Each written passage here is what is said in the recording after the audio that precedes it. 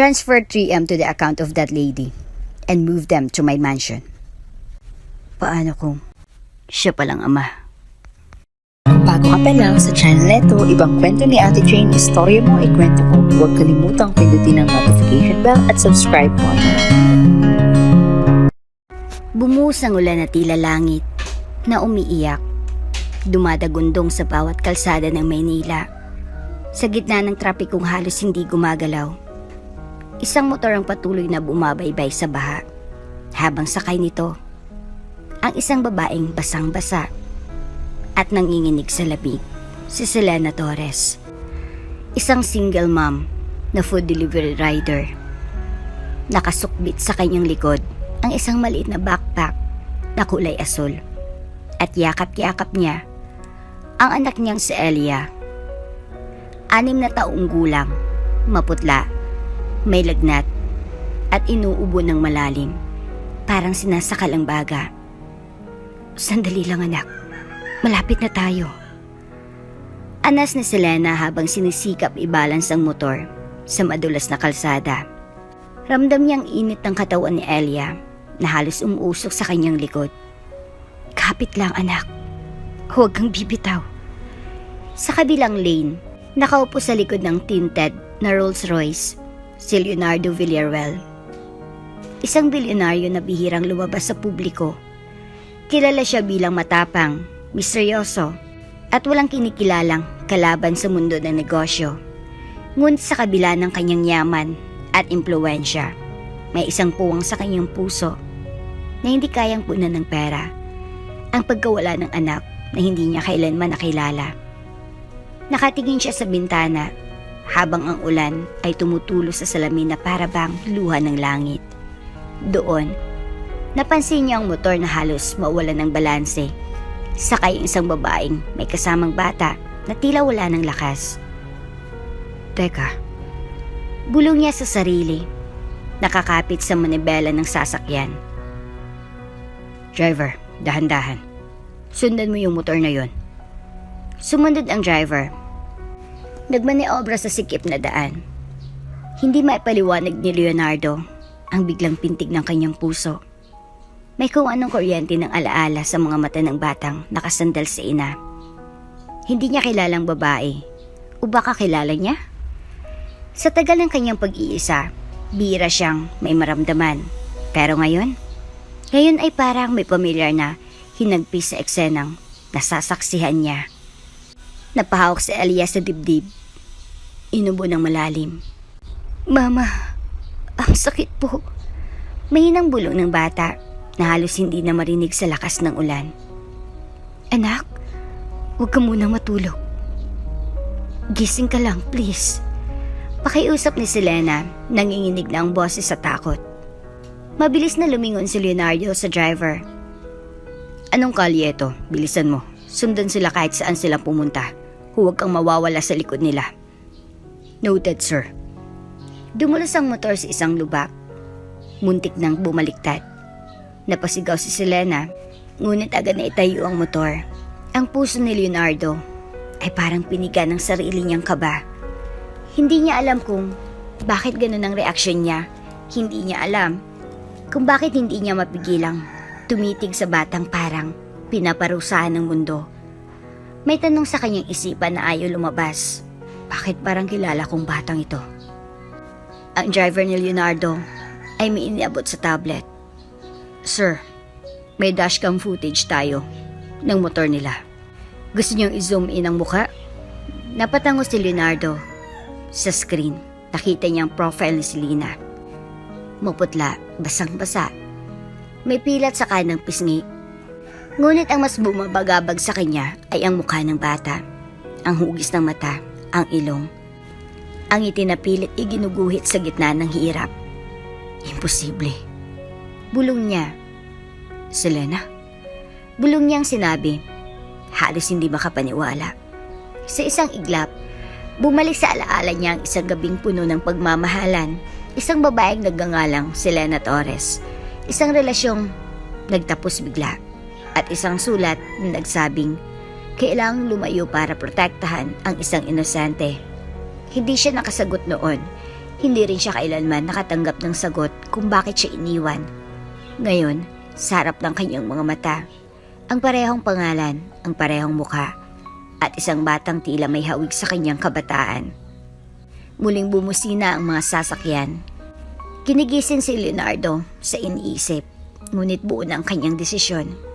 I-track ang plate number ng motor, alamin ang pangalan ng babaeng yan, at hanapin ang ospital na pupuntahan nila kung sakaling.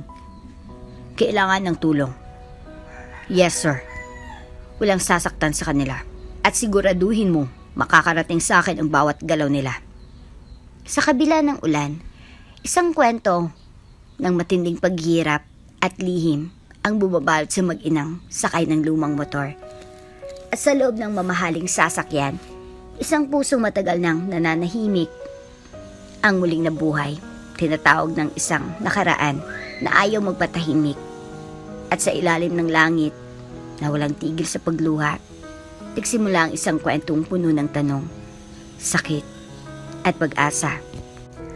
Lumiko ang motor ni Selena sa isang makitid na eskinita sa gilid ng lumang apartment building. Sa tapat ng isang rusty na gate, bumaba siya at maingat na inihinto ang motor. Basang-basa. Nanginginig sa ginaw, halos hindi niya na mabuksan ang insulated delivery bag dahil sa panginginig ng kanyang mga daliri. Sandali lang, anak. Bulong niya kay Elia na nakayakap pa rin sa kanyang likod. Mainit sa lagnat, pawis na pawis, at inuubo. Pagkakuha ng order, tinungo niyang ikalawang palapag, bitbit ang bag ng pagkain sa kanang kamay at ang backpack ni Elia sa kaliwa. Pilit niyang inaakyat ang madulas at kalawanging hagdan. Mula sa loob ng kotse, sinundan ni Leonardo ang bawat galaw niya. Nakatayo siya sa tabi ng sasakyan, hawak ang isang payong, suot pa rin ang itim na coat na halos hindi nababasa sa ulan. Tuloy ba talaga ako rito? Tanong niya sa sarili habang pinagmamasdan ang babaeng kanina pa hindi makaalis sa isip. Habang papasok ito sa madilim na pasilyo ng gusali, naramdaman niyang para siyang hinihila ng kung anong pwersa. Hindi niya kayang umalis. Hindi pa. Pagdating sa Unit 2B, kumatok si Selena.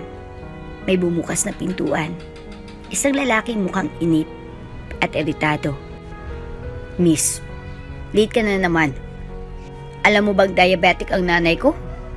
Kailangan na sana niya ng pagkain kanina pa. Galit na sumbat ng lalaki.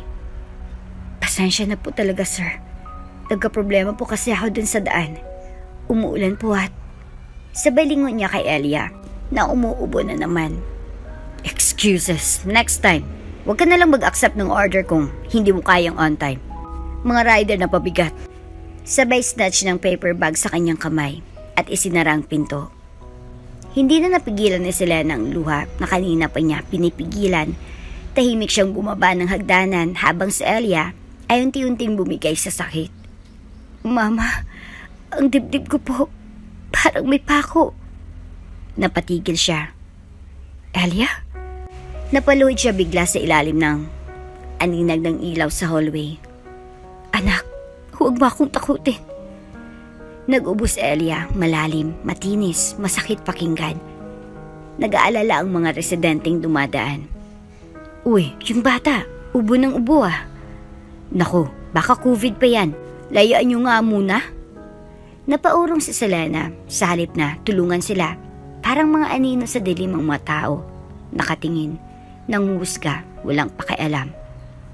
Sa ibaba, si Leonardo ay hindi na nakatiis. Binuksan niya ang payong at mabilis na umakyat ng hagdanan. Hindi niya alintan ng putik sa sapatos niya, ni ang alinlangan ng amoy sa pasilyo. Ang tanging nasa isip niya ay ang batang nasa bingit ng panganib at ang inang basang-basa, nanginginig sa lamig at takot. Pag-akit niya sa second floor, doon niya nakitang eksena. Si Selena ay nakaluhod, yakap ang anak, basang-basa. At tila wala ng pag-asa mula sa itaas ng hagdanan. Ang mukha niya ay bahagyang natatabunan ng dilim. Ngunit sapat ang liwanag ng bumbilyang malapit para makita ni Leonardo. Ang pilat sa pisngi nito, ang parehong pilat ng babaeng iniwan siya noon. Ang puso niya ay biglang bumilis ng tibok. Selena, Bulong niyang sinabi, ngunit hindi siya narinig ng babae. Lumapit siya, hawak ang payong. Tinakpan ng mag-ina para kahit paano'y hindi na sila tuluyang mabasa. Miss, okay lang ba kayo? Napalingon si Selena. Sa loob ng 1 segundo, nagtagpo ang kanilang mga mata. Nanlaki ang mga mata niya sa pagkakakilala. Ngunit agad niya itong inilihis. Pasensya na po, sir. Hindi ko kayo namukhaan agad. Sandali lang po. Kailangan ko lang po siyang madala sa ospital. May sasakyan ako sa labas. Sumama ka na sa akin. Huwag ka nang tumanggi. Umiling si Selena. Hindi pa ako basta sumasama sa hindi ko kilala. Salamat po sa offer, pero kaya ko po ito. Ngunit biglang nag-ibang ihip ng hangin. Oh, Mama. Bulong ni Elia, sabay sunod-sunod na ubo. Napayuko ito at naglabas ng kaunting dugo sa tisyo. Nahawak ni Selena. Namilog ang mga mata ni Leonardo. Dugo? Natigilan si Selena. Nanginginig ang kamay. Elia, anak. Huwag ka muna magsalita, okay? Kaya natin to. Hinawakan ni Leonardo ang braso ni Selena. Pakiusap. Sasama ka na. Ngayon na. Hindi na ito tungkol sa pride. Buhay na ng anak mong nakataya. Saglit na katahimikan, hawak-hawak pa rin ni Leonardo ang payong. Habang ang ulan ay tila bumabagyo sa labas. Sa dulo ng hallway, may isang matandang babae ang sumilip. Selena, anak. Sumama ka na sa kanya. Huwag ka nang matigas. Hindi ka namin matutulungan dito. Huminga ng malalim si Selena. Sige. Pero ako magdadala sa kanya. Ako ang nanay niya. Tumango si Leonardo. Walang problema. Basta makaligtas lang ang bata. Sabay silang bumaba ng hagdanan. Hawak ni Selena ng bata sa dibdib. Habang si Leonardo ay hawak ang payong sa kanila.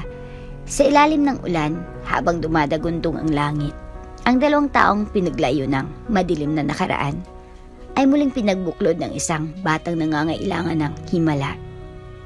At sa bawat patak ng ulan sa kanilang balikat, may lihim na unti-unting binubura ng tadhana, isang simula ng pagbubunyag. Habang binabaybay ng kanilang sinasakyang private ambulance ang madilim at basang kalsada ng lungsod, hindi mapakali si Leonardo. Tahimik na nakaupo si Selena sa tabi ni Elia. Hawak-hawak ang kamay ng anak na nakapikit at nanginginig sa lagnat. Sa bawat hinga ni Elia ay may tunog ng paghihirap. Tila sinasakal ng sakit ang kanyang maliit na katawan.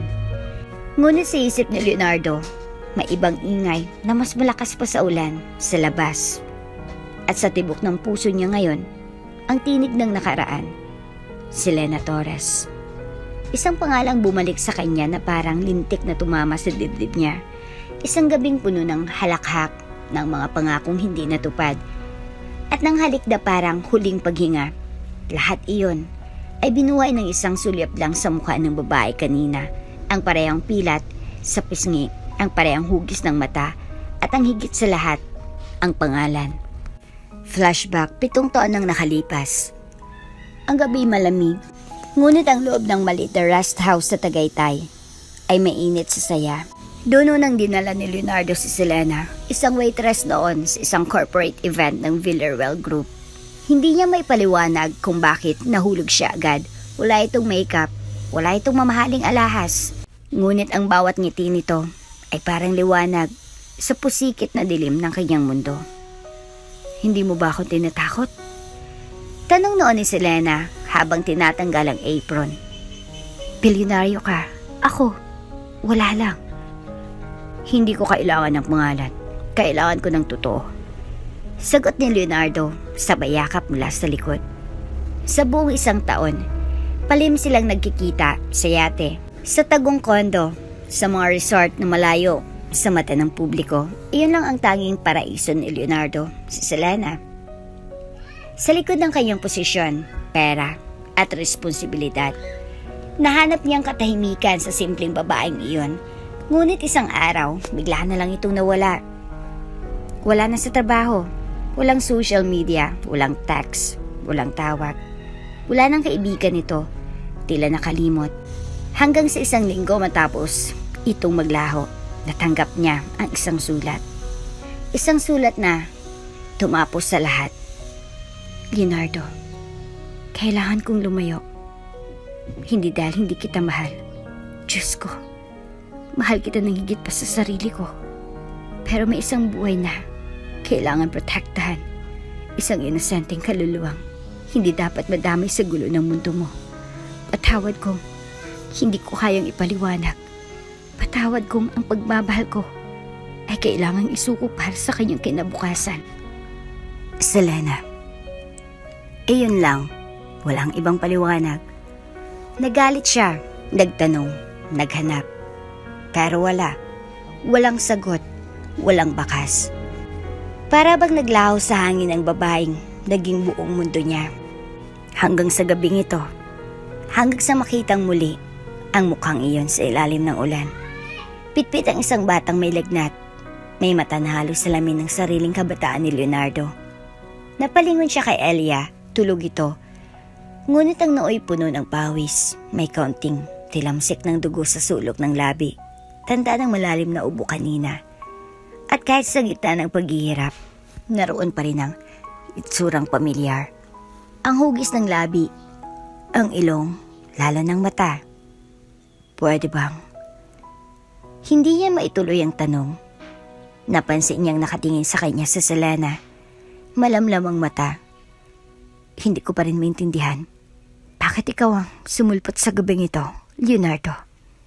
Tahimik muna si Leonardo. Pinikit niya ang mga mata at huminga ng malalim. Hindi ko alam kung totoo kang ikaw. Kung ikaw pa rin yung babaeng minahal ko noon. Bumaling ng tingin si Selena sa anak. Bakit mo pa ako hinanap? Matagal na akong wala sa mundo mo. Dahil hindi kita matanggal sa isipan ko. Tapat niyang tugon. At ngayon nakita ko kay Elia ang mga matang yun. Selena, anong totoo? Sino siya? Nanigas ang balikat ni Selena. Para siyang sinampal ng hangin. Leonardo, hindi ngayon. Aniya, nanginginig ang boses. Ang mahalaga ngayon, mabuhay ang anak ko. Tumango si Leonardo, pilit na nilunokang nabubuong hinala sa dibdib. Ngunit hindi niya mapigilan ng panaghoy sa loob ng kanyang puso. Kung anak ko siya, ilang taon akong wala sa buhay niya. Hindi pa panahon, ngunit alam niyang hindi siya titigil hanggat hindi niya nalalaman ang katotohanan.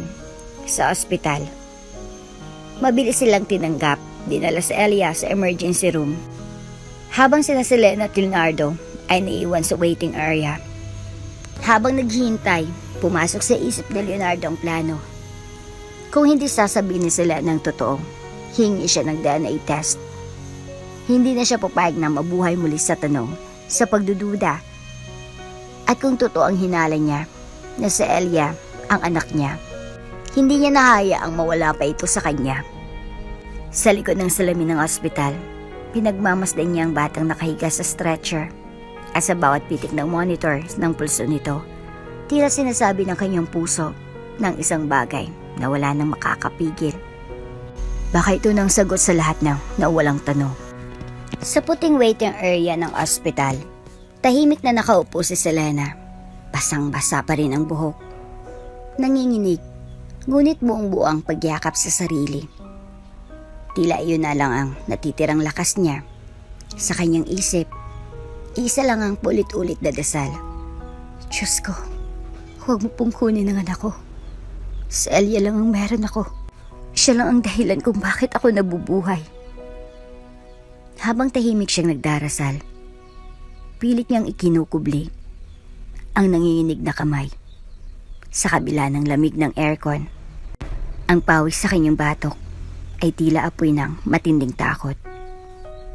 Hindi niya alintana ang lalaking nakaupo sa kabilang bahagi ng waiting area. Leonardo Villarreal, ang bilyonaryong muling bumangon sa kanyang alaala. Ang lalaking minsang minahal. At ang lalaking iniwan niya dahil sa isang pangakong kailangan niyang tuparin kahit masakit. Tahimik lang si Leonardo. Ngunit sa loob niya, isang digmaan ng damdamin ang sumisiklab. sa bawat hinga ni Selena. Sa bawat hikbi nitong pilit tinatago, lalo siyang tinutulak ng konsensyang gumigising muli. Makialam ba siya? O hayaang magpatuloy ang mag-ina sa laban nilang mag-isa? Tumingin siya sa pintuan ng ER, kung saan dinala sa Elia. Gusto niyang pasukin, gusto niyang yakapin ang batang iyon at sabihin, nandito na ako. Hindi ka na kailangang maghirap. Pero may tanong sa isip niya na mas matinis kaysa sa pag-iyak ni Selena. Karapatan ko ba? Sir Leonardo. Sabay lapit ang kanyang assistant, si Marco. Nasa private room po sila. Pero hindi pa rin bumababa ang oxygen saturation ng bata. Malala po talaga. Tumango si Leonardo. Pilit na pinapatatag ang sarili. Magpadala ng team ng private doctors. I-request ang top pulmonologist. Pakicheck kung may ECMO support. At Marco, i-transfer mo ang 3 milyon sa account ng nanay. Gamitin niya kung saan niya gustong gamitin. I don't care. Namilog ang mata ng assistant. Yes, sir. Right away po. Isa pa. Dagdag ni Leonardo. Halatang nakatitig sa kawalan. Sabihan ng security, walang media, walang lalapit sa batang hanggat hindi ko sinasabi. Ibigay mo ang buong ospital kung kinakailangan. Napatay si Selena nang marinig ang mga huling salitang iyon. Anong ibig mong sabihin? Halos mabulong pero may halong kaba ang boses niya. Nagharap sila. Saglit na katahimikan, parang dalawang alon na muling nagbanggaan. Hindi mo kailangang magpaliwanag. Ani Leonardo, marahan. Pero gusto kong tumulong. Bakit ngayon? Dahil ang ba nakita mong nahirapan kami? Dahil sa awa? Nangingilid ang luha sa mga mata ni Selena. Hindi. Dahil may kasalanan ako sa inyo. At hindi ko hayaang ulitin ko ang parehong pagkakamali na hayaang mawala ang isang bata na baka dapat ako ang nagpalaki. Saglit na nabingi si Selena sa mga salitang iyon. Hindi mo alam ang buong kwento, Leonardo. Aniya halos bulong. Hindi mo alam ang sakit na dinanas ko. Ang magabing. Hindi ako makatulog. Sa takot kung paano ko bubuhayin si Elia. At parang sinasapian ng damdamin si Leonardo. Lumapit siya, hawak ang malamig na palad ni Selena. Alam ko, at ayokong tadasin mo pa yan. O siya. Biglang bumukas ang pinto ng ER. Lumabas ang doktor. May hawak na clipboard. Miss Torres, kailangan nating i-admit si Elia sa ICU. Hindi magandang response niya sa initial na meds. Posibleng kailangan ng intubation. Delikado na po kung di maagapan. Napaatras si Selena. ICU? Pero mabilis na lumapit si Leonardo. Doc, ilipat siya sa Villarreal Medical Wing. Ako nang bahala sa lahat ng gastos. Ipaglaban niyo ang buhay ng bata, kahit anong halaga. Tumango ang doktor. Yes sir, agad po. Napaupo si Selena sa bangko. Wala nang lakas. Napasapo siya sa mukha. Umiiyak ng tahimik. Lumapit si Leonardo. Selena, sumama ka na sa akin. Sa mansyon. Doon siya gagamutin. May sariling medical team ako. Hindi mo kailangang mag-alala sa pera. Umiling si Selena. Hindi ito tungkol sa pera. Takot ako, Leonardo. Takot akong muling mawalan. Takot akong bitawan ng kontrol. Takot akong hayaan maging bahagi ka. Tahimik si Leonardo, ngunit sa likod ng katahimikan niya, may apoy na nagsisimula ng magliyap. Hindi na ako papayag na mawalan ulit. Bulong niya, sa pagkakataong ito, lalaban ako para sa kanya, para sa inyo. Code Blue. Sigaw ng nurse mula sa loob ng ICU. Napabalikwas si Selena mula sa kinaupuan sa hallway. Elia? Halos mapigtas ang kanyang boses. Sa kanyang paningin, bumagal ang lahat. Ang takbo ng mga doktor. Ang tunog ng alarm. Ang pagbuluwak ng luha mula sa kanyang mga mata. Bago pa siya makatakbo patungo sa pinto ng ICU, Humarang ang isang nurse. Pasensya na po ma'am, hindi muna pwedeng pumasok. May critical procedure pong ginagawa sa anak niyo. Pero nanay ako. Sigaw ni Selena, nanginginig sa takot. Sa likod niya, nakatayo si Leonardo, tahimik. Ngunit nakapamulsa ang kamay na tila nanginginig sa kaba. Nararamdaman niya ang bawat pintig ng puso ni Selena. Alam niyang nasa bingit na ito ng pagbagsak. Dahan-dahan siyang lumapit. Hindi na siya nag-alinlangan. Paglapit niya, hinawakan niya sa balikas si Selena. Hayaan mo ako. Mahinang sabi ni Leonardo. Kung hindi mo ako kayang pagkatiwalaan ngayon, intindihin mo. Ako lang may kakayahan at koneksyon para maisalba siya agad. Napalingon si Selena. Sa mata ni Leonardo, nakita niya ang damdaming matagal niya nang itinatanggi na wala na. Pagmamahal, pag-aalala at pagsisisi. Hindi na siya kumibo. Paglabas ng doktor, bit-bit ang chart. Napailing ito. Kailangan na po talagang dalhin si Alia sa isang mas kumpleto at specialized na pasilidad. Hindi sapat ang gamit namin rito. May fluid na sa bagay niya, delikado po. Walang inaksayang sandali si Leonardo. Kinuha niyang cellphone at tumawag. Ihanda ang air ambulance. Emergency extraction. May bata. 6 na taon. Severe pneumonia with suspected complications. Dalhin agad sa Verial Medical Center. Pagkatapos ng tawag, lumapit siya kay Selena. Sasama kayo. Walang tanong. Walang pagtutol. Hindi ko. Umiling si Selena. Hindi ko alam kung anong motibo mo, Leonardo. Hindi ko alam kung walang ba to o. Hindi siya pinatapos ni Leonardo. Lumapit siya kay Alia na inilalabas sa ICU stretcher. Mahina, putla, at nakakabit sa oxygen mask. Hindi na siya nakapaghintay. Dahan-dahan niyang inakay si Alia mula sa stretcher. Pinasan nito sa kanyang dibdib. Parang isang basag na salamin ang tibok ng puso ni Selena sa eksena ngayon. Wala sa plano niya ang muling mapalapit si Leonardo sa anak nila. Pero ngayon, habang pinapasan ng dating kasintahan ng anak nilang, hindi nito alam na sa kanya may kung anong humulagpos sa kanyang dibdib. Anak, mahina niyang sambit habang sinusundan ng tingin ng pagyakap ni Leonardo kay Alia. Si Leonardo, sa kauna-unahang pagkakataon sa loob ng maraming taon, ay muling yumakap sa isang nilalang na inosente. Malamig ang katawan ni Alia, marupok, parang isang alaala ng batang nawala sa kanyang buhay noon. Sandali lang, anak. Bulong ni Leonardo, hindi niya namalayang sinabi iyon. Huwag bibitawan ng laban. At doon, bumigay si Selena. Napalood siya sa sahig ng ospital. Walang pakialam sa maruming tiles. Walang pakialam sa mga mata ng mga dumaraan. Sumabog ang luha.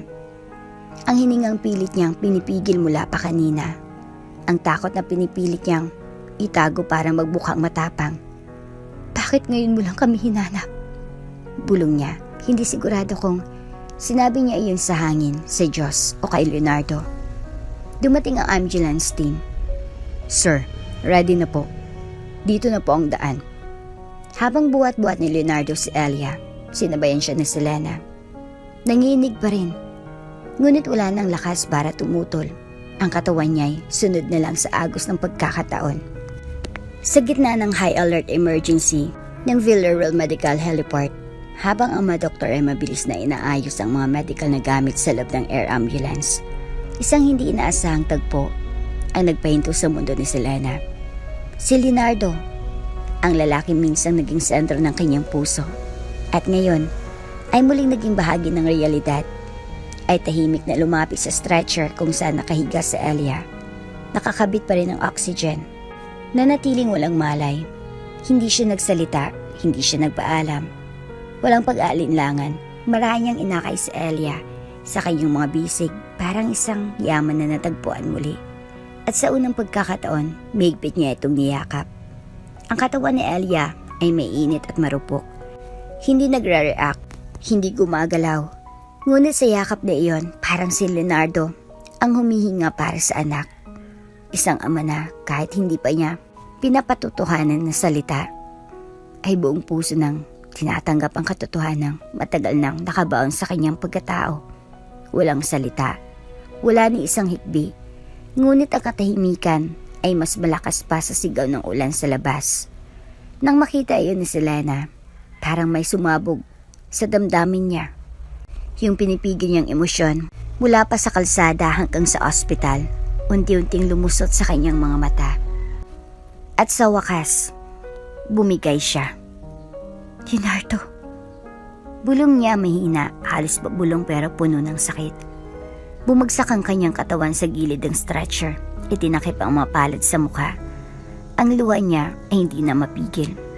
Hindi lang para sa anak niyang naghihingalo, kundi para sa panahong hindi niya nasambit ang totoo. Para sa mga gabi ng pagkakahiwalay, para sa mga taon ng katahimikan. Hindi ko na kaya. Hingal ni Selena. Hindi ko na kayang magpanggap na kaya ko. Sumapit si Leonardo, inabot ang isang kamay at marahang hinaplos ang likod niya. Hindi mo na kailangang kayanin mag-isa. Bulong niya. Nandito na ako, Selena. Ang mga tao ng ospital, ang mga nurse, ang mga security at staff ay nagsimulang magbulungan sa paligid.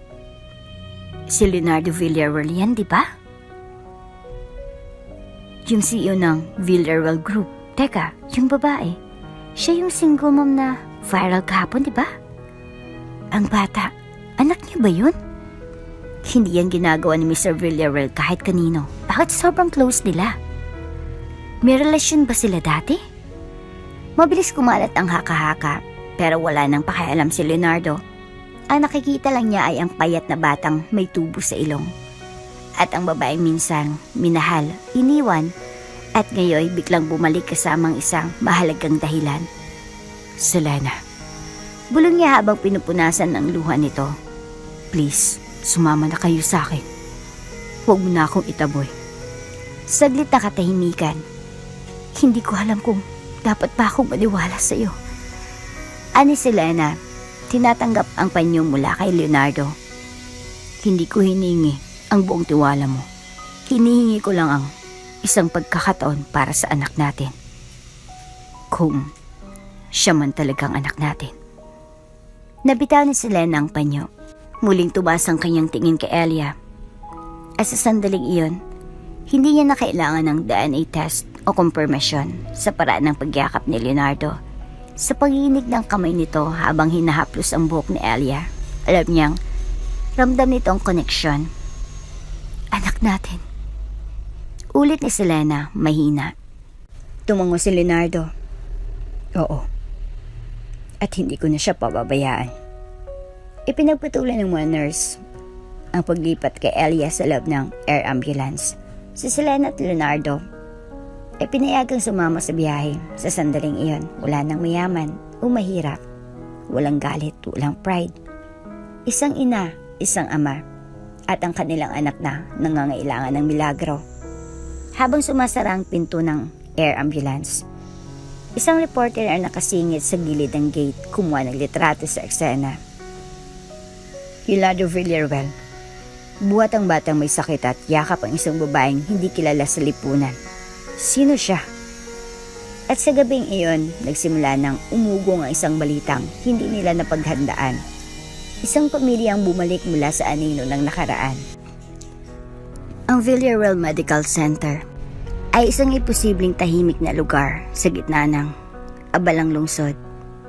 Ngunit sa silid, 809, ang katahimikan ay parang isang pader na bumabalot sa lahat ng damdaming gustong kumawala.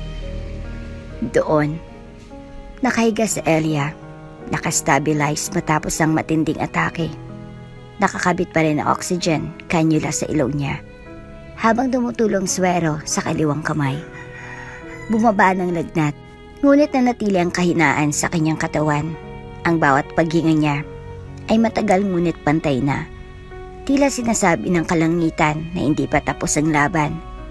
Nakahawak sa kamay ni Elia si Selena, nakaupo sa tabi ng kama. Matagal nang gising pero hindi pa rin makapaniwala sa bilis ng mga pangyayari. Sa loob lamang ng iilang araw, Ang mundong pilit niyang pinapatatag sa sarili niyang balikat ay biglang lumindol sa pagdating ni Leonardo. Hindi niya alam kung paano tatanggapin ang tulong na ito. Hindi niya alam kung ito ba ay may kapalit o kung ito'y sukli sa isang nakaraang hindi kailanman nagbigyang linaw. Tahimik na bumukas ang pinto. Pumasok si Leonardo. May dalang mainit na sabaw sa thermal container. Nakatitig sa bata. Sa kadahan-dahang lumapit, inalapag ang pagkain sa mesa. Hindi ko alam kung kakain ka. Aniya halos pabulong. Tumango si Selena ng mahina. Salamat. Umupo si Leonardo sa kabilang gilid ng kama.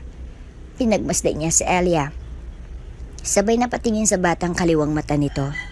May maliit na nunal. Eksaktong pareho sa kanya nung bata pa siya. Hindi na siya makatiis. Tahimik siyang tumayo at lumapit sa pinto. Sinanyasan ng isang doktor sa labas. Maya-mayay. Lumapit ito sa kanya. Dok, may pabor sana ako. Huwag mo ipapaalam kahit kanino. Kailangan ko ng daan na example mula sa bata. Gamitin mo na lang ang natirang dugo kanina. Discreet, confidential. Walang ibang makakaalam kundi tayo. Napakunot ang noo ng doktor. Sir, this is highly irregular. Kailangan ng consent ng I'm willing to sign any waiver. Sabat ni Leonardo. And I'll fund your department for a year if needed. Please. Tumingin ng doktor sa loob ng silid. Nakita si Selena na walang kamalay-malay. Nakinukusot ang kamay ni Elia. Pilit pinapainit ang palad nito gamit ang sariling palad. Napabuntong hining ang doktor. I'll do it tonight, quietly. Pagbalik ni Leonardo sa loob, may tahimik na tensyon sa pagitan ni Selena. Hindi man sila nagsasalita. Ang mga mata nila ay nag-uusap. Parehong pagod, parehong nangangapa. Parehong may mga tanong na ayaw pang bigkasin.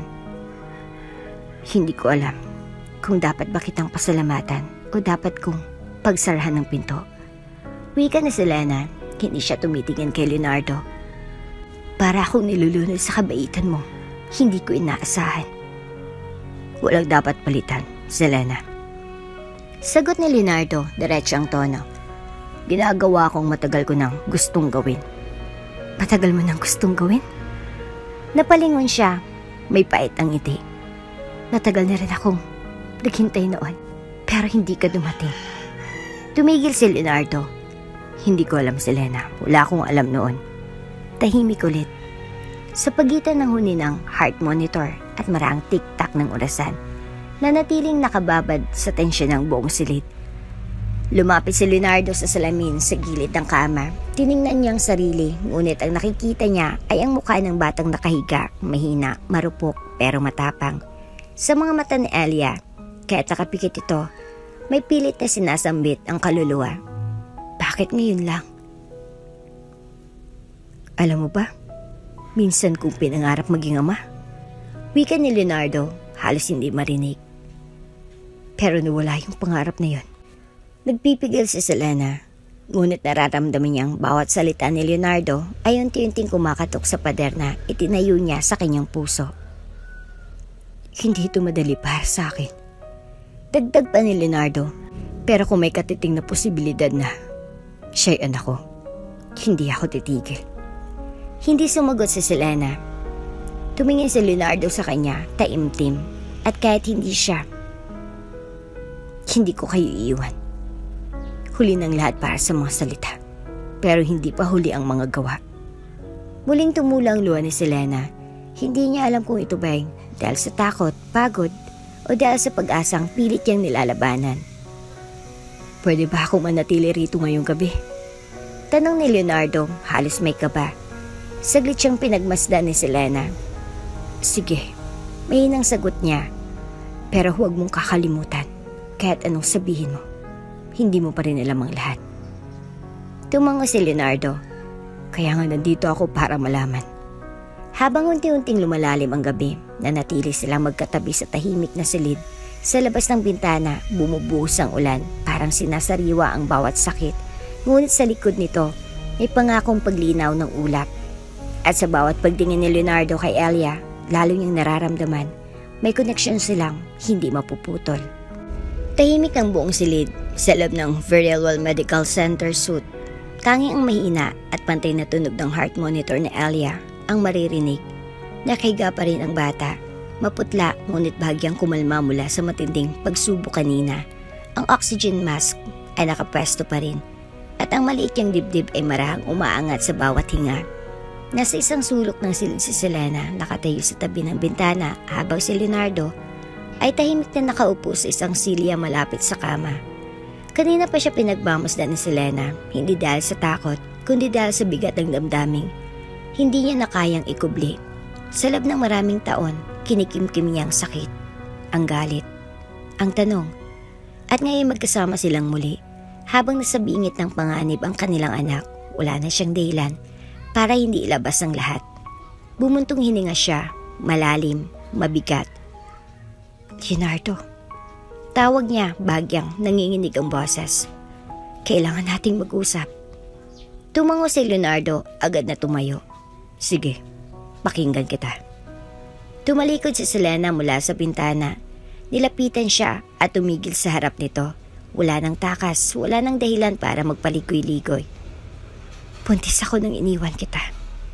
Diretsong sabi niya, wala nang pag-aalinlangan. Nanlaki ang mga mata ni Leonardo, parang biglang pinagsakluban ng langit at lupa ang kanyang mundo. Hindi siya agad nakapagsalita. Selena, anong ibig mo? Huwag kang magpanggap na hindi mo alam. Putol niya agad. Alam ko. Siguro para sa'yo, yun ay isang fling lang, isang libangan, isang lihim na relasyon na pwede mong iwanan ng pag nasawa ka. Pero para sa akin, totoo yun. Totoo ang lahat. Selena, hindi ko. Huwag. Singhal niya. Tumulang ang unang luha. Wala ka man lang sinabing paalam. Wala kang ipinakitang intensyon. Napanindigan ako. At nung araw na pinili kong umalis, ang tanging iniisip ko ay ang anak natin. Ang batang lumalaki sa sinapupunan ko na kailan may hindi mo nalaman dahil pinili mong manahimik. Mariing itinulak ni Selena ang dibdib ni Leonardo, hindi para saktan, kundi para maramdaman niyang totoong lahat ng sinasabi niya. Akala mo ba madali para sa akin yun? Umalis ako nung walang kahit anong seguridad, walang suportang emosyonal, walang tulong pinansyal. Hindi ko alam kung paano ako mabubuhay, pero tiniis ko. Dahil akala ko, mas ligtas kaming malayo sa'yo. Selena. Napalood si Leonardo sa harap niya. Hindi ko alam. Diyos ko. Hindi ko alam. Wala akong alam. Nanlumo si Selena sa pagsuko ng boses niya. Paano mo hindi malalaman? Paano mo namiss ang mga senyales?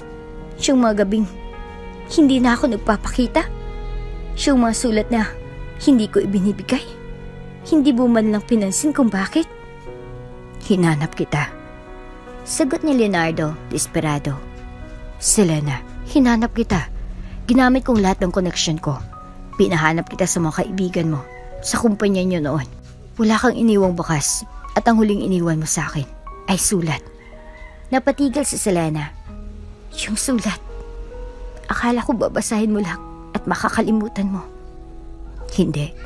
Mariing tugon ni Leonardo. Araw-araw ko yung binabasa at araw-araw ako nagtatanong.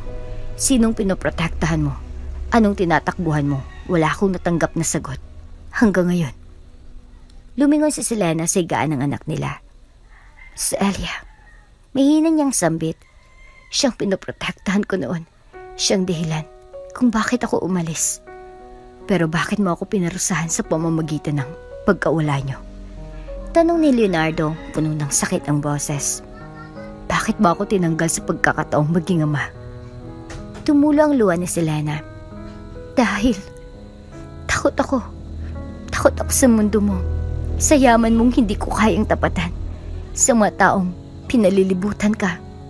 Ayokong lumaki si Alia sa lugar kung saan hindi siya magiging sapat. Hindi mo lang ako binigyan ng pagkakataon. Bulong ni Leonardo. At ngayon ko lang siya nakilala. At baka mawalan agad ako. Hindi ko yun ginusto. Sagot ni Selena, pero hindi ko rin alam kung Anong buhay ang bumungad sa amin kung nagpakita ako noon? Tahimik ang silid, tanging pag-iyak ni Selena ang naririnig. Lumapit si Leonardo, marahang hinawakan ng balikat niya. Selena, pwede pa nating buuin to. Hindi ko hinihingi ang lahat ngayon. Pero kung papayag ka, gusto kong magsimula bilang ama, kahit doon lang muna. Lumingon si Selena, walang salitang binitawan, ngunit sa likod ng kanyang mga mata, may damdaming unti-unting pinapahintulutan ang posibilidad. Sa tabi nila, si Elia ay tulog pa rin, ngunit sa bawat paghinga niya, tila may mensaheng dinadala para sa dalawang pusong muling pinagtagpo ng panahon. Simulan niyo ulit. Sa tahimik na silid ng ospital, habang mahimbing pa rin ang tulog ni Elia, nakaupo sa sofa si Selena at si Leonardo. Parang may hangin sa pagitan nila na hindi matanggal-tanggal. Isang lumang anino ng nakaraan na kailangan na nilang harapin. May kailangan pa akong sabihin sa'yo. Basag ni Selena sa katahimikan, tumingin si Leonardo sa kanya seryoso. Ano iyon? Huminga si Selena ng malalim at sa bawat buhos ng alaala, bumalik ang sakit. Ang kaba, ang takot na matagal niya nang tinago. Flashback.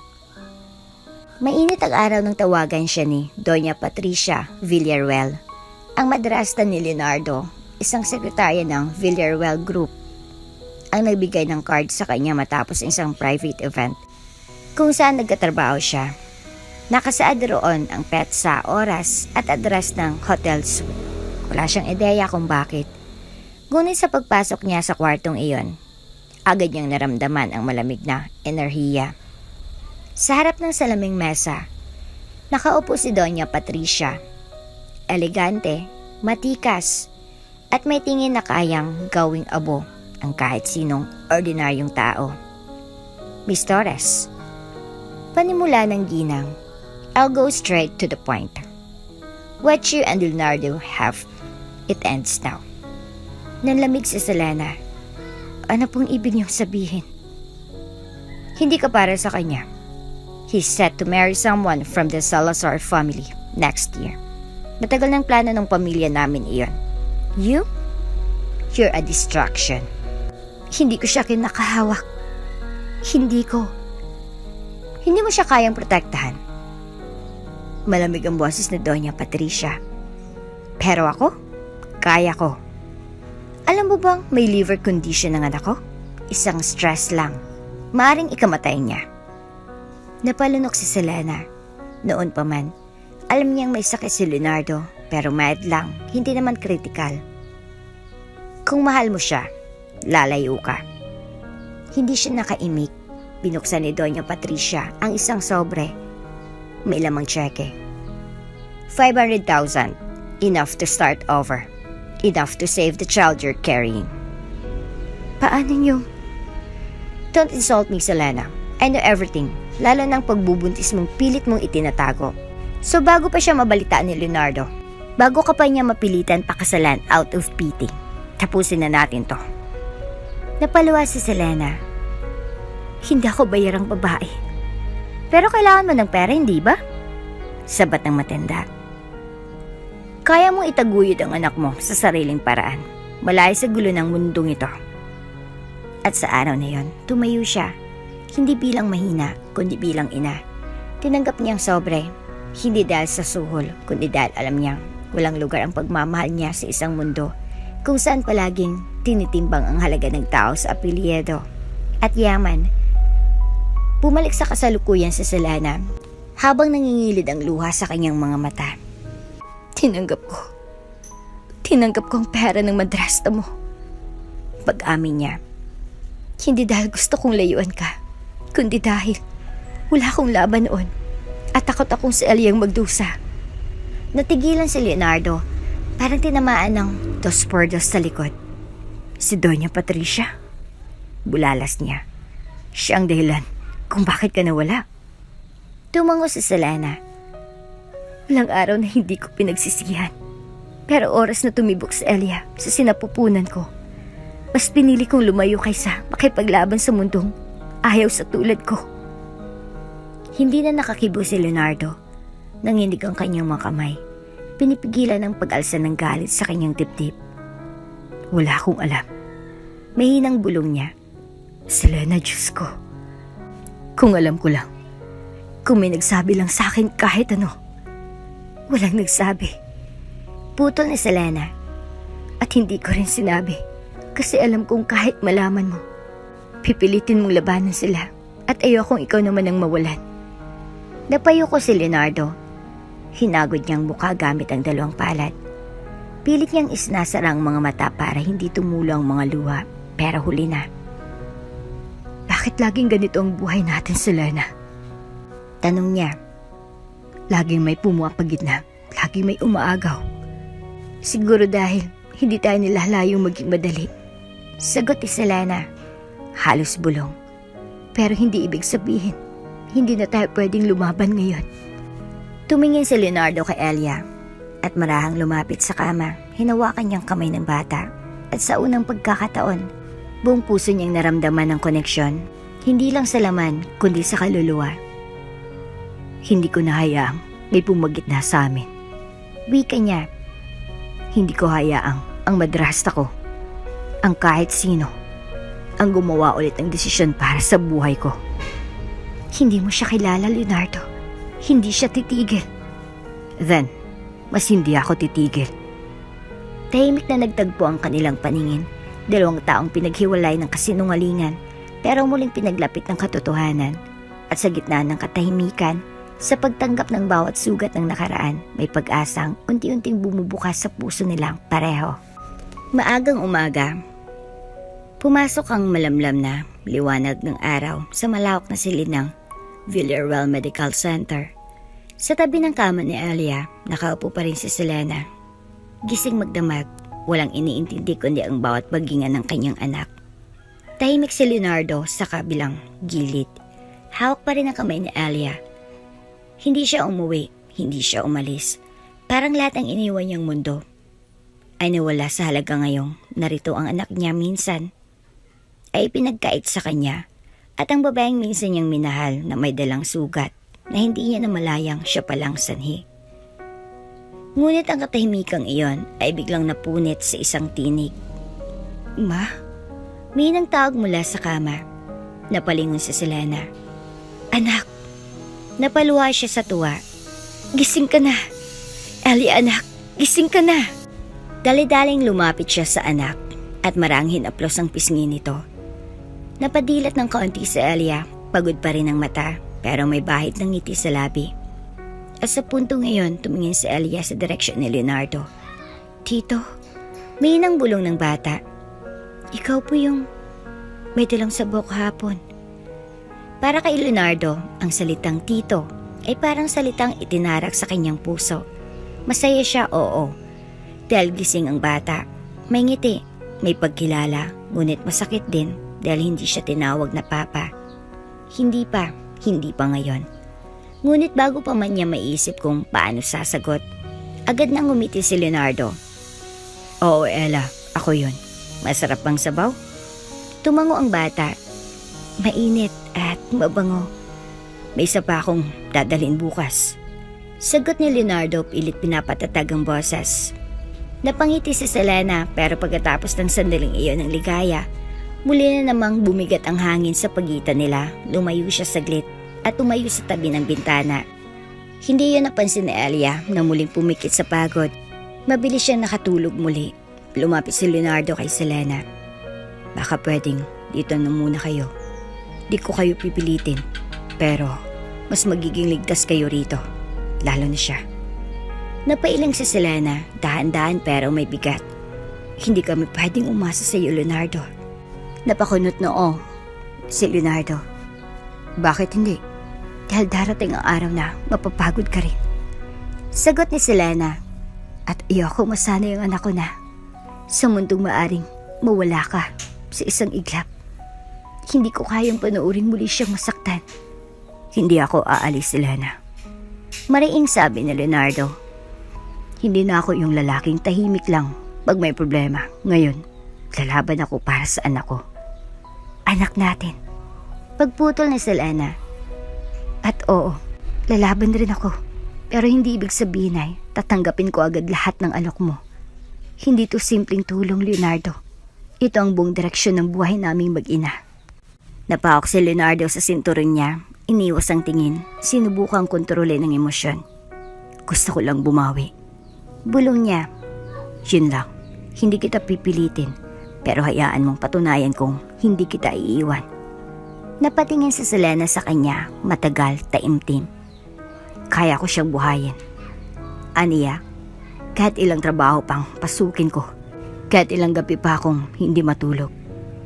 Hindi ko hiniling na dumating ka. Hindi ko inaasahan na babalik ka, pero ngayon, andito ka. Hinugot niya ang isang malalim na buntong hininga. Leonardo, hindi ko alam kung kaya kong muling umasa sa'yo. Hindi ko alam kung kailan ka magbabago ng isip. Pero ako, isang bagay lang sigurado. Gagawin ko ang lahat para kay Elia. Hindi na siya nagsalita, lumakad siya palayo, lumapit sa anak. Muling hinawakan ng kamay nito. Si Leonardo naiwan sa kinatatayuan. Parang bata ring naiwan sa ulan. Tahimik siyang umupo, hawak ang palad na kanina pa, namamanhid, pinipigilan ng luha. Hindi niya mapigil ang sakit, pero hindi rin niya mapigilan ang saya. Ang batang minsan ay pinangarap lang niyang makita, ay gising na, humihinga. At tinatawag siyang tito. Isa iyong simula, hindi bilang ama, pero bilang taong handang magpatunay. Isang linggo nang lumipas mula nang muling magising si Elia mula sa bingit ng panganib. Unti-unti na siyang lumalakas at araw-araw nagbabalik ang kulay sa kanyang pisngi. Ngunit habang gumagaling ang kanyang katawan, ang paligid naman nila ay nagsisimulang magbago, tahimik ngunit makapangyarihan. Isang umaga, habang abala si Selena sa pag-ayos ng pinaghiraman niyang mga papel sa hospital billing section, isang nurse ang lumapit sa kanya. Ma'am Selena, wala na pa kayong babayaran. Napakunot ang noo niya. Ano pong ibig niyong sabihin? Marami pa kaming bayarin. Yung gamot, yung ICU, pati yung huling blood test. Wala na po. Lahat po ay settled. Confidential po kung sino, pero sabay bitaw ng makahulugang tingin ng nurse. Parang may malamig na hangin na dumaan sa batok ni Selena. Alam niya na, si Leonardo. Pagbalik niya sa silid ni Elia, naabutan niyang naroon si Leonardo, nakaupo sa gilid ng kama ng bata.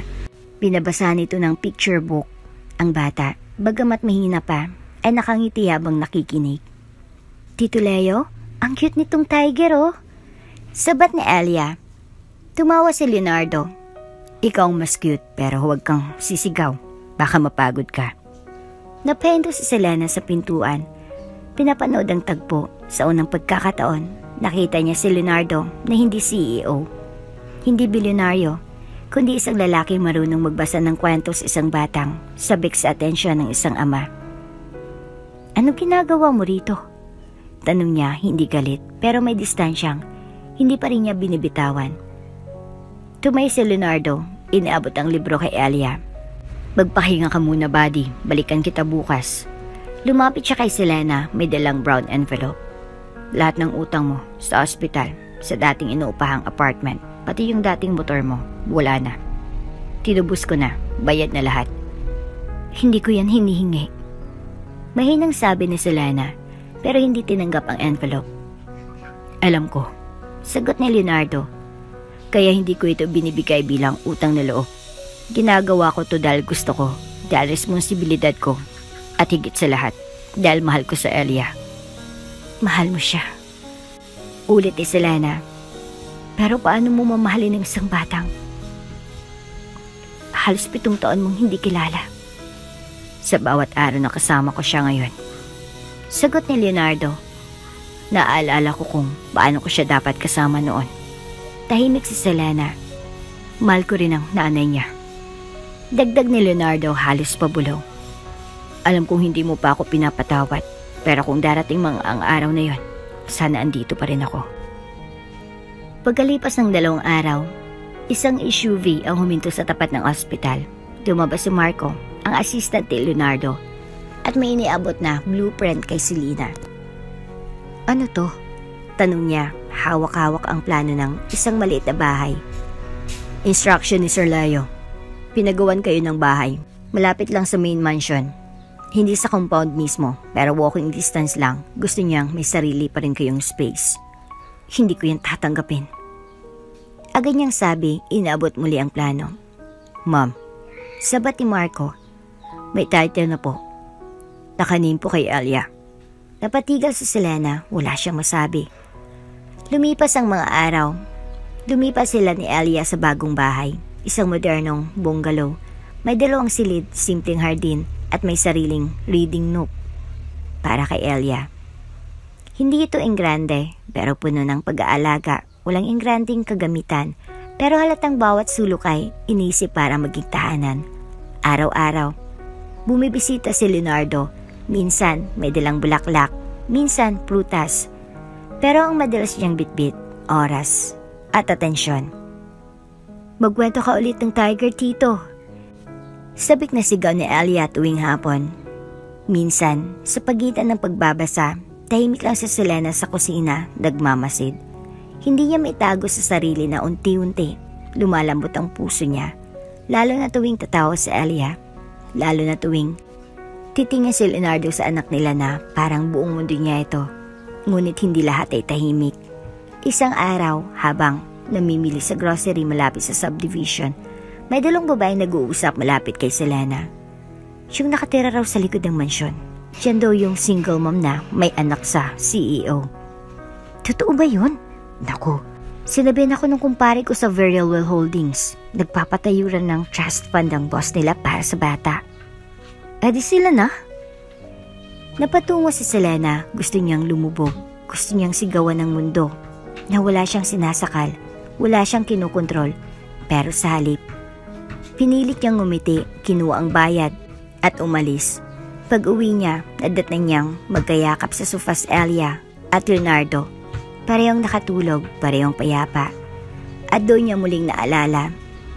Wala siyang kontrol sa sasabihin ng iba, pero may kontrol siya sa katotohanan nila. At sa puntong iyon, sa kalmadong katahimikan ng hapon, binulungan niyang sarili ng isang bagay na dati ay takot siyang banggitin. Siguro, pwede pa. Sa isang tahimik na opisina sa loob ng Villarreal Medical Center, nakaupo si Leonardo sa harap ng mesa ng doktor. Sa kanyang harapan, nakabukas ang isang brown envelope. Sa loob nito, isang papel na kayang baguhin ang buong direksyon ng kanyang buhay. Mr. Villarreal, ani ng doktor, tahimik ngunit may bigat ang boses. Dumating na pong resultang hinihingi ninyo. Agad gumalaw si Leonardo para siyang lantang-lanta. Parang binagsakan ng 5 taon ng pangungulila at tanong. Kinuha niyang papel. Sa itaas nito, nakasulat ang mga salitang DNA paternity result. Probability of paternity 99.99%. Para siyang na-paralyze. Hawak niyang papel, ngunit hindi siya makagalaw.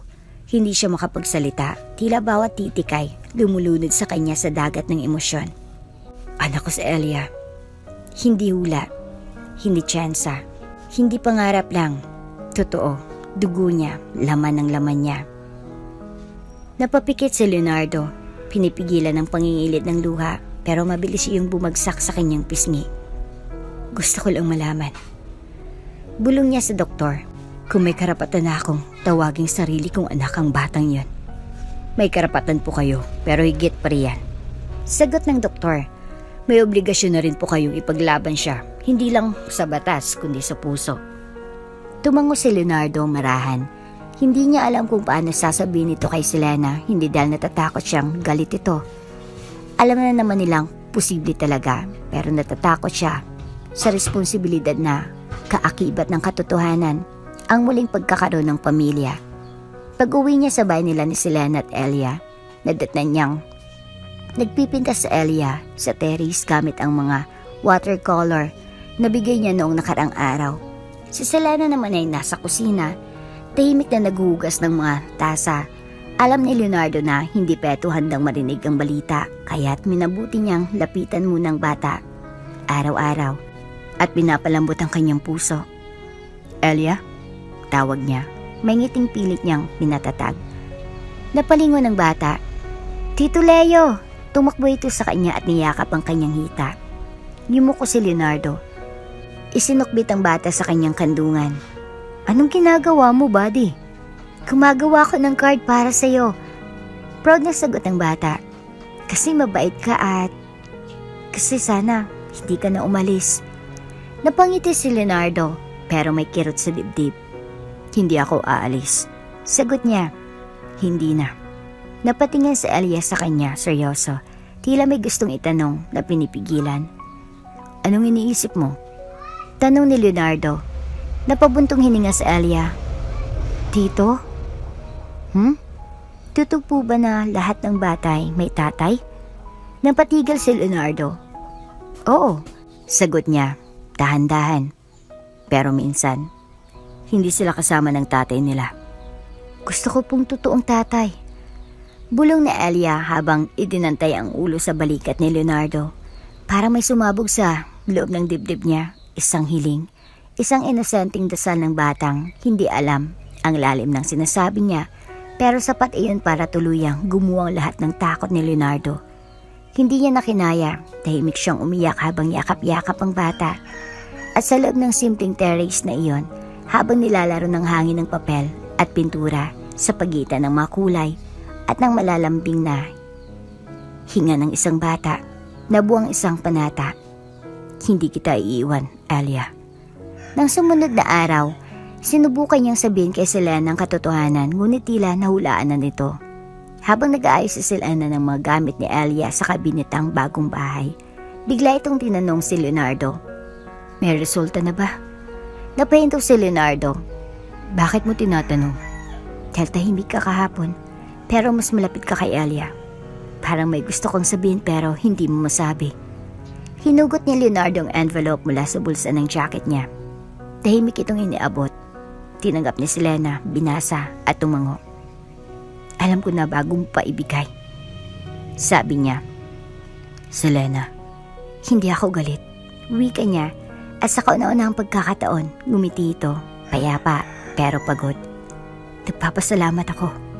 Kasi kahit papaano sa kabila ng lahat, hindi mo kami iniwan. Hindi ko kayo iiwan. Mariing sabi ni Leonardo. At ngayon na alam ko na, mas lalo kong ipaglalaban na makabuo tayo ng bago. Kung papayag ka. Hindi sumagot si Selena, pero may luha sa kanyang mata. Tiningnan niya si Elia na nasa labas, naglalaro ng bola sa damuhan. Sabihin mo sa kanya kung kailan ka handa. Tumingin si Leonardo sa anak nila at sa puso niya, alam niyang hindi niya na kayang tumalikod dahil sa wakas ang batang inaasam niyang makita ay nasa harapan niya na. At ang munting boses na nagbulong ng hiling na maging anak ay hindi na muling matutulog sa tanong.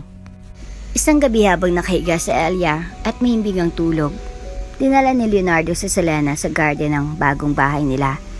Malapit sa mansyon ngunit sapat na layo para sa sariling espasyo. Tahimik ang paligid, tanging ang tunog ng kuliglig at huninang malalayang ibon ang maririnig. Sa gitna ng katahimikan, mabigat ang pakay ni Leonardo. Selena, panimula niya marang nakatayo sa tabi ng puting upuan ng garden. Gusto kitang tanungin sa paraang hindi ka maiinsulto sa pinaghirapan mo.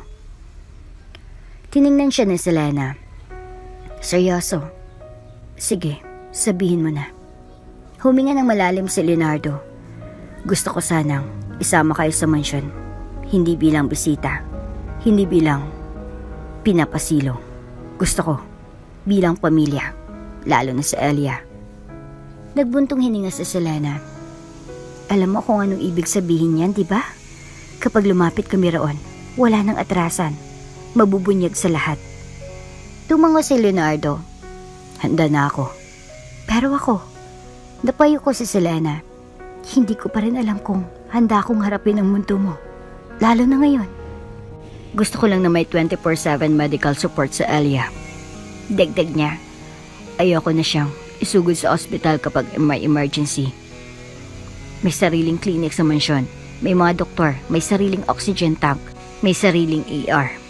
Kung tutuusin, ayokong isipin mo na sinusupil ko ang kalayaan mo, pero ito ang pinakaligtas para sa kanya. Tahimik. Tumingin si Selena sa bintana ng kwarto ni Elia, kung saan makikita ang silwete ng bata, tulog at payapa. Kung para sa kalusugan niya, bulong niya, pumapayag ako. Pero hindi para sa sarili ko, para sa kanya.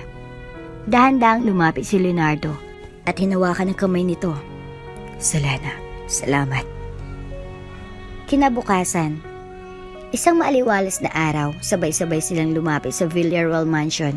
Sa unang pagkakataon, si Elia ay tumakbo sa malawak na damuhan, masigla at masaya.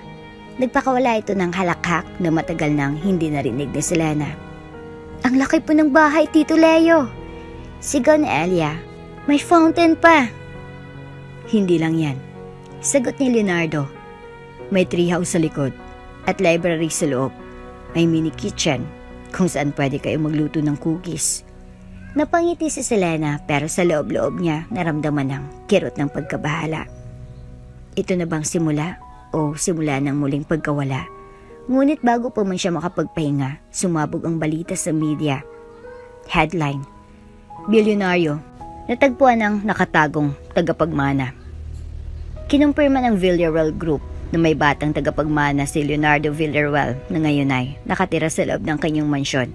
Ang ina ng bata ay isang dating food delivery rider. Pumasok sa bahay si Selena, hawak ang cellphone, lumapit siya kay Leonardo na abala sa pag-aasikaso ng medical records ni Elia. Anong ginagawa mo? Tanong niya, may halong kaba. Wala akong sinabi sa press. Sagot ni Leonardo.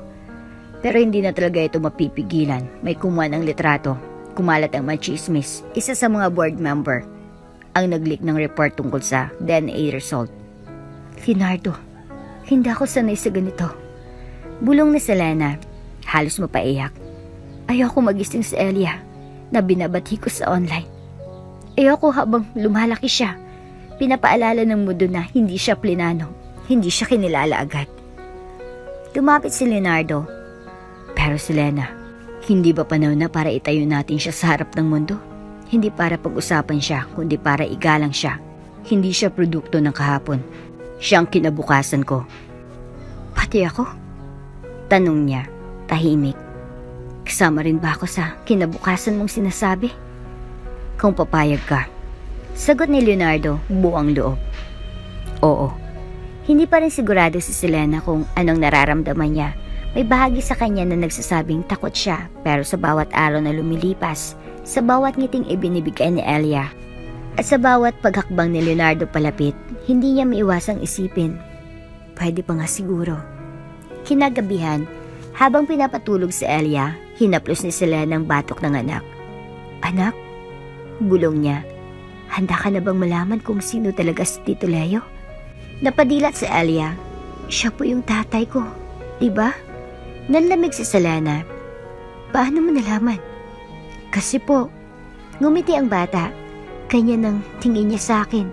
Yung parang pagtingin ni Mama, pero sa ibang paraan. At gusto ko po yun. Napaluha si Selena minsan ang puso ng batang pinakatotoo. At sa araw na yon, habang mahimbing ang tulog ni Elia, si Selena ay tuluyang pumirma ng desisyong hindi niya naaatrasan. Kung may bagong buhay na inaalok, marahil panahon na ring tanggapin. Isang umaga, habang abala si Selena sa pagtutupi ng madamit ni Elia, at si Leonardo naman ay nasa study room ng mansyon, isang itim na limousine ang huminto sa harapan ng Villarreal Estate. Bumukas ang pinto at bumaba ang isang babae. Elegante, mahigpit ang mukha. At ang bawat hakbang ay parang bagyo. Si Doña Patricia Villarreal, ang madrasta ni Leonardo. Buksan niyo ang gate, sigaw niya sa mga gwardya. Ako ang babaeng pinaglalaroan sa harap ng buong bansa.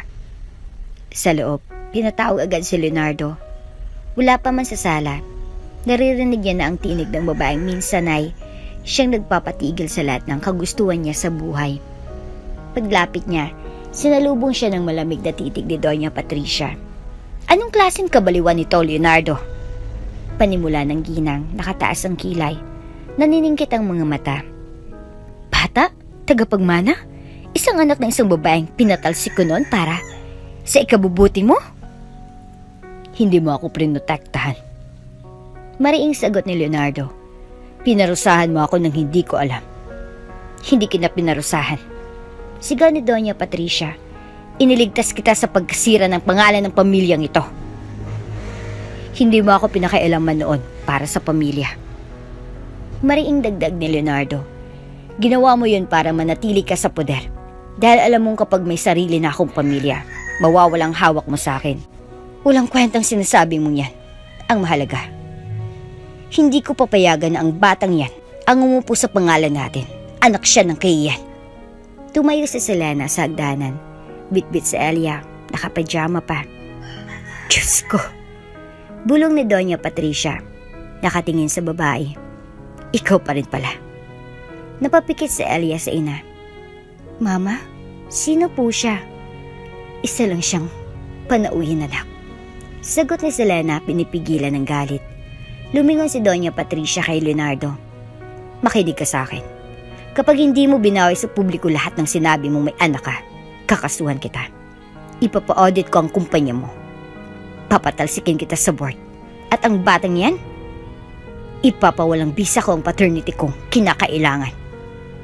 Subukan mong hawakan ng legal na pagkakakilanlan ni Elia. Malamig na tono ni Leonardo.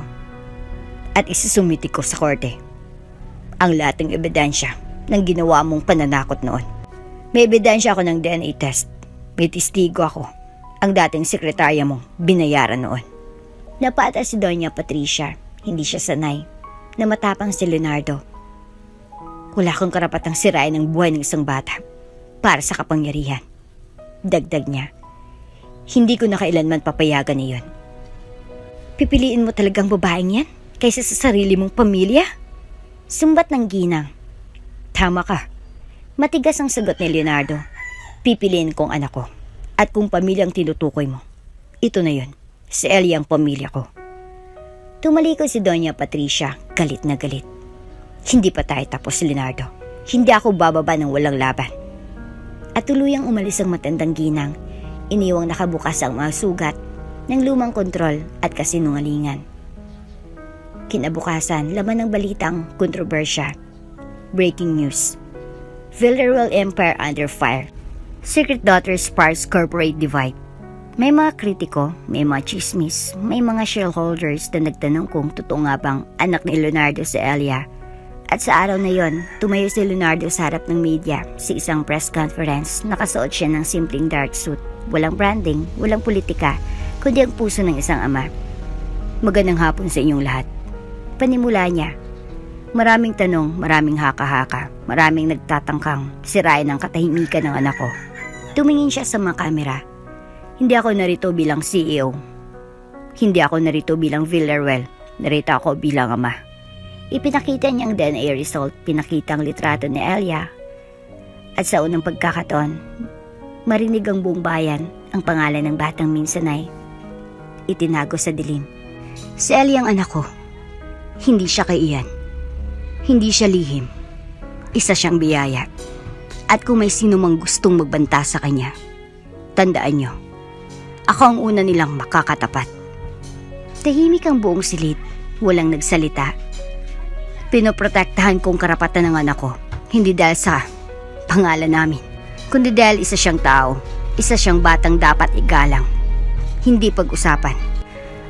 At sa mga shareholders, sa publiko, at sa sino mang nagtatanong, oo, anak ko siya, at ipinagmamalaki ko siya. Habang pinapanood din sila ng live feed ng press conference sa bahay, hindi niya napigilang mapaiyak.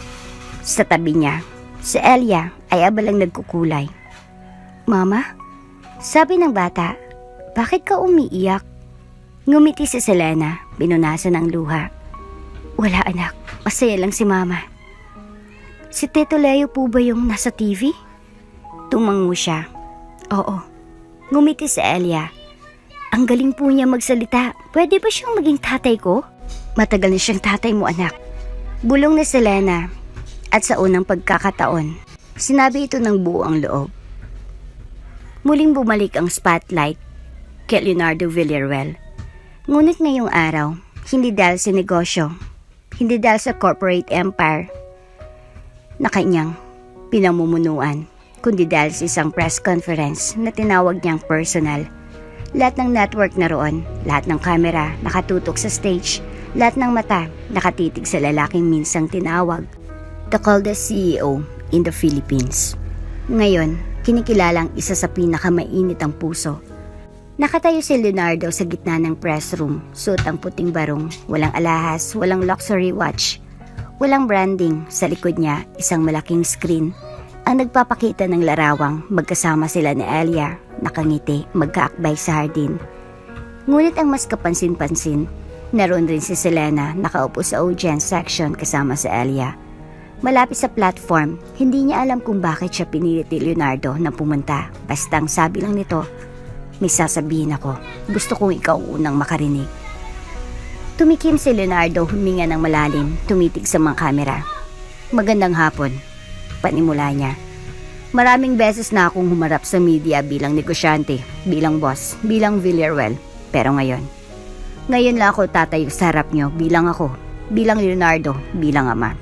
At higit sa lahat, bilang isang lalaki marunong umamin ng pagkukulang. Tumikhim ang buong silid, lahat ay tila inihandang sarili para sa isang revelasyon. Alam ng marami sa inyo na kamakailan ko lang nalaman na may anak ako, si Elia. At oo, tinanggap ko siya, ipinaglaban ko siya, at ipaglalaban ko pa rin siya sa lahat ng oras ng buhay ko. Tumingin siya kay Elia at ngumiti ang bata. Ngunit ang sumunod niyang sinabi ay nagpahinto sa tibok ng puso ni Selena. Pero may isang tao pang matagal ko nang dapat inamin, matagal ko nang dapat nilapitan, matagal ko nang dapat pinili, pero natakot ako. Napakunot noo ng mga taga-media, lahat biglang napatingin kay Selena. Siya ang dahilan kung bakit buo pa ako ngayon. Siyang unang naniwala sa akin bago pa man ako naging ganito. Siyang ina ng anak ko. At siya rin ang nag-iisang babaeng minahal ko. Nanlaki ang mata ni Selena, hindi niya inasahan iyon. Hindi sa ganitong lugar, hindi sa ganitong paraan. Tumikim ulit si Leonardo, nanginginig ang kamay. At kung maaari, ngayon ko sana gustong gawin ang dapat kong ginawa noon pa. Mula sa bulsa ng kanyang barong, inalabas niya ang isang maliit na kahon. Humarap siya sa direksyon ni Selena. Habang lahat ng kamera ay lumapit sa kanya, dahan-dahan siyang bumaba mula sa entablado. Nilapitan si Selena at lumod sa harap ng buong bansa. Halos mapalod si Selena sa gulat. Selena Torres. Bulong niya, pero buang boses.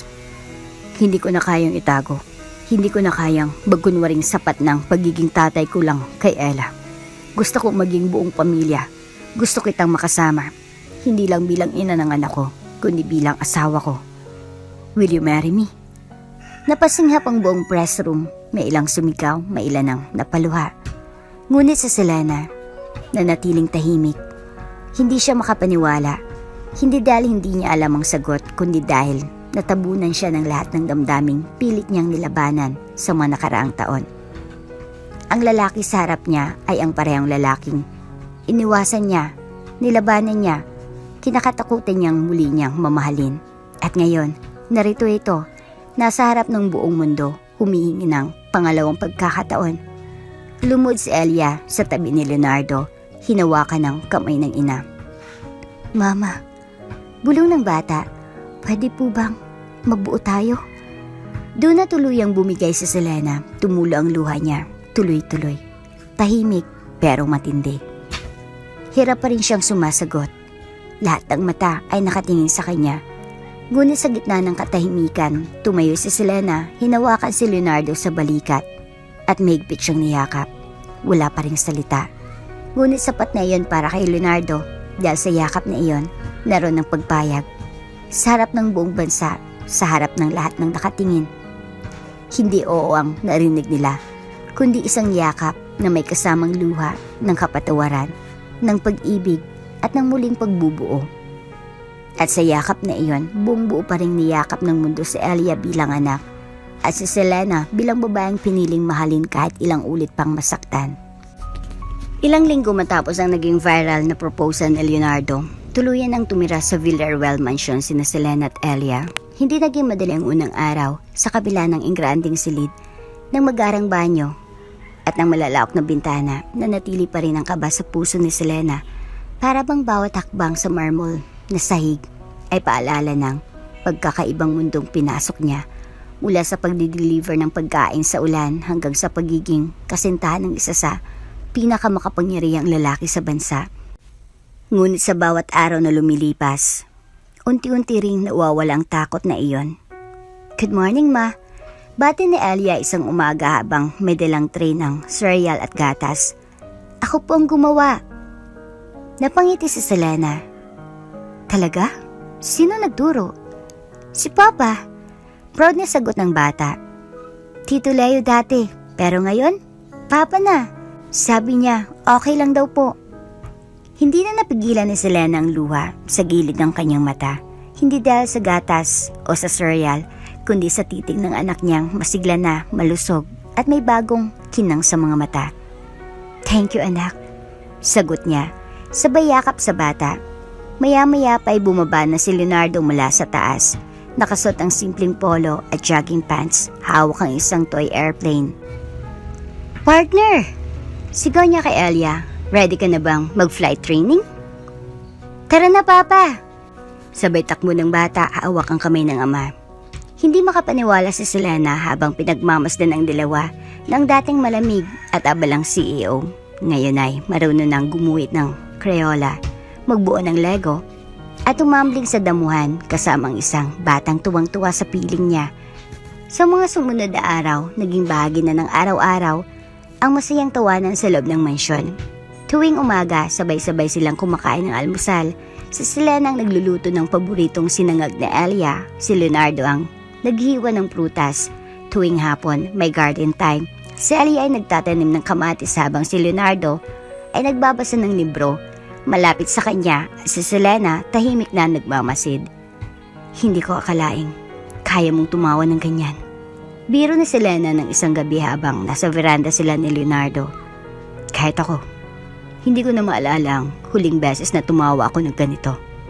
Sagot niya, hawak ang mainit na tsaa. Napatingin si Selena sa kanya. Anong sekreto? Dalawang bagay. Ani Leonardo sabay tingin sa kwarto ni Elia kung saan may liwanag pa rin. Isang bata at isang babae. Nag-init ang pisngi ni Selena. Isang gabi, habang pinapatulog ni Selena sa Elia, hindi siya makatulog. Lumapit siya sa kwarto ni Leonardo. Katok lang sana, pero bahagyang nakabukas ang pinto. Doon niya nakita si Leonardo nakaupo sa harap ng piano. Tahimik itong tumutugtog ng pamilyar na melodya. Can't help falling in love. Hindi siya kumanta, pero bawat nota ay may bigat, may lambing, may pag-amin. Napaluwa si Selena, hindi niya alam kung dahil sa tugtog o dahil sa lalaking dati ay sinumpa niyang hindi na muling papasukin sa buhay niya. Ngayon ay naging bahagi na ng bawat tibok ng puso niya. Kinabukasan, habang nag-aalmusal, tinatanong siya ni Elia, Mama, masaya ka na po ba ngayon? Napatingin si Selena sa anak. Oo, anak, sagot niya, masayang masaya. Totoo po ba na ikakasal na kayo ni Papa? Napatingin siya kay Leonardo na nasa tapat ng mesa, nakangiti ito. May halong kaba. Si Selena ay huminga ng malalim at ngumiti. Kung magpapatuloy siyang ganyan. Sabi niya sabay tingin kay Leonardo, baka hindi na ako makatanggi. Napahiyaw si Elia. Yay! Gusto ko pong maging flower girl! Tumawa si Leonardo at sa gitna ng tawanan at halakakan, naramdaman nilang tatlo na ito ang tunay na panibagong simula. Ngunit sa likod ng bagong simula, alam ni Selena na hindi lahat ay masaya para sa kanila. May ilang headline pa rin sa media, may ilang board members na bumubulong, may mga lumang kaibigan na tila nagtataka kung sino siya para makasama sa isang Villarreal. Pero sa bawat pagyakap ni Elia, sa bawat tingin ni Leonardo, sa bawat araw na tumatagal silang buo bilang pamilya, unti-unti nang nawawala lahat ng ingay sa paligid. Ang natitira na lang ay katahimikan sa puso. At sa katahimikang iyon, dahan-dahang bumulong ang puso ni Selena. Mahal ko na siya muli at ngayon, wala na akong takot. Ang araw na iyon ay tila larawan ng bagong simula. Malambot na sinag ng araw, ang hangin ay malamig ngunit hindi nakakalamig sa puso. Sa gitna ng malawak na hardin ng Villarreal Mansion, isang altar na pinalibutan ng puting bulaklak. at maririkit na rosas ang itinayo. Hindi ito yung granding kasala na inaasahan ng isang bilyonaryo. Ngunit iyan ang eksaktong gusto ni Selena, simple, payapa at totoo. Isang violinist ang may hinding tumutugtog sa likod habang ang mapiling bisita, pamilya, mga tauhan at ilang matatalik na kaibigan ay tahimik na nakaupo sa mga puting silya. Nakasuot si Selena ng off-shoulder na gown na gawa sa pinong organza. Ang kanyang buhok ay nakalaylay at may malit na koronang bulaklak. Si Leonardo, sa kanyang simpleng itim na tuxedo, ay halos hindi mapakali habang naghihintay sa harap ng altar. Dumating ang sandali. Pagdating sa altar, humawak si Selena kay Leonardo. Hindi na sila kailangan magsalita pa, sa tingin pa lang nila sa isa't isa. Malinaw ang mensahe. Sa wakas, buo na tayo. Magsisimula na po tayo. Anunsyo ng pari. Tahimik ang lahat habang isinasagawa ang simpleng seremonya. Ngunit ang tunay na kasal ay nangyari sa loob, sa bawat tingin. Sa bawat hawak ng kamay, sa bawat pintig ng pusong dati sugatan at ngayoy muling naghilom. Leonardo Villarreal. Wika ng pari. Tinatanggap mo ba si Selena Torres bilang iyong asawa sa hirap at ginhawa, sa sakit at kalusugan habang kayo'y kapwa nabubuhay? Tumango si Leonardo, lumuluha. Oo, sa bawat tibok ng puso ko. Selena Torres, tinatanggap mo ba si Leonardo bilang iyong asawa sa hirap at sa ginhawa, sa sakit at kalusugan habang kayo'y kapwa nabubuhay? Huminga ng malalim si Selena. Tumingin sa mata ng lalaking minsang naging sakit ng puso niya at ngayoy tahanan nito. Oo, at buong puso kong tinatanggap ang lalaking ito. Hindi bilang bilyonaryo, kundi bilang ama ng anak ko at ang lalaking mahal ko. Dumating na ang mga oras ng vows.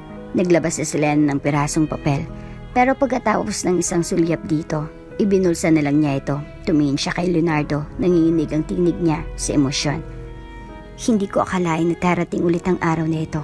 Akala ko, ang bawat galaw ko ay para lamang sa anak ko, hindi para sa sarili ko. Ngunit nang dumating ka, hindi ko lang muling nakita ang ama ng anak ko. Nakita ko rin ang lalaking kaya kong mahalin kaysa pinakapayak kong anyo. Lumuha si Selena ngunit patuloy. Patawarin mo ako sa paglayo, sa pananahimik, sa pagdadala ng lahat ng mag-isa. At salamat dahil kahit gaano ako lumayo, ikaw pa rin ang humabol, ikaw pa rin ang bumalik. Tahimik ang lahat. Ilang bisitang napaiyak na rin si Leonardo, hindi na kayang pigilan ng emosyon.